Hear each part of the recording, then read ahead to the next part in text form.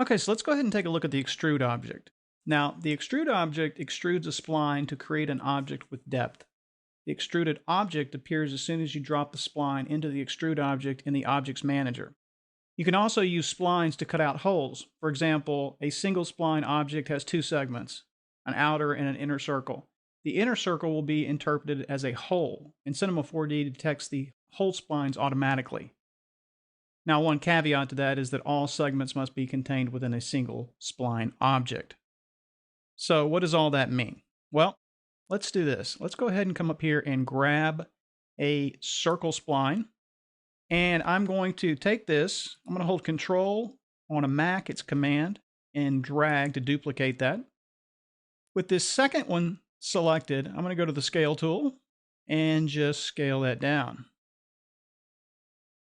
Now I'm going to come up here and I'm going to grab the Extrude.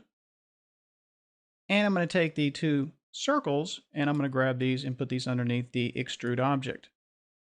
So what it has done, it has extruded the circle, but we're not getting the hole.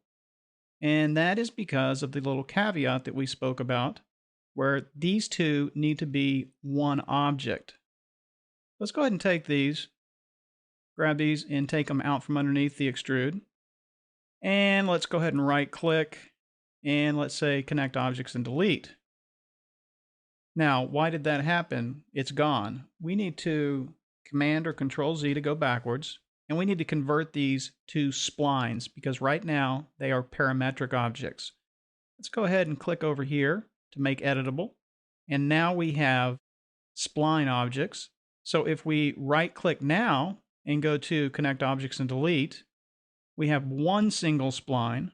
And if we take that and put that under the extrude, then we get the cutout hole that I talked about. Okay, so now that we have our extruded object, let's go ahead and select the extrude object itself and come take a look at some of the options that we have. So we have a movement, and right now we have movement of 20 centimeters in Z. That is this way. So we can adjust that to get more or less movement. We can also come over here to the caps and we can turn on caps. So right now we have cap turned on. And let's get up here a little closer so that you can see what's going on. I can turn this to none.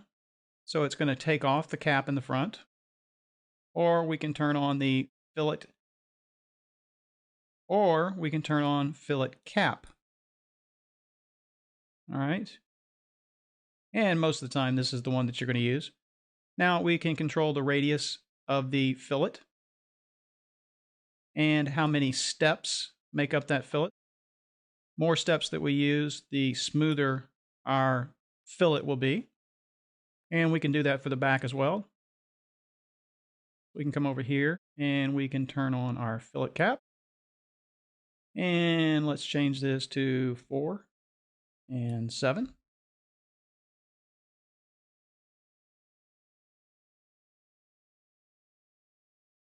Now, we can also choose the fillet type here. Right now, we're working with a convex. We can go linear, convex, concave. And you can see with the concave that we're actually getting some different beveling down here as well. We have several other steps. We can go with 1 step, 2 steps, and down here at the bottom, we have engraved.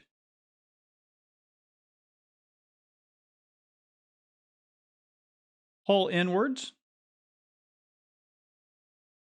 So you can see the effect that we're getting there. Hole, that's hull and hole. So here's hole, H-O-L-E, inwards. So you see we get the changing down here.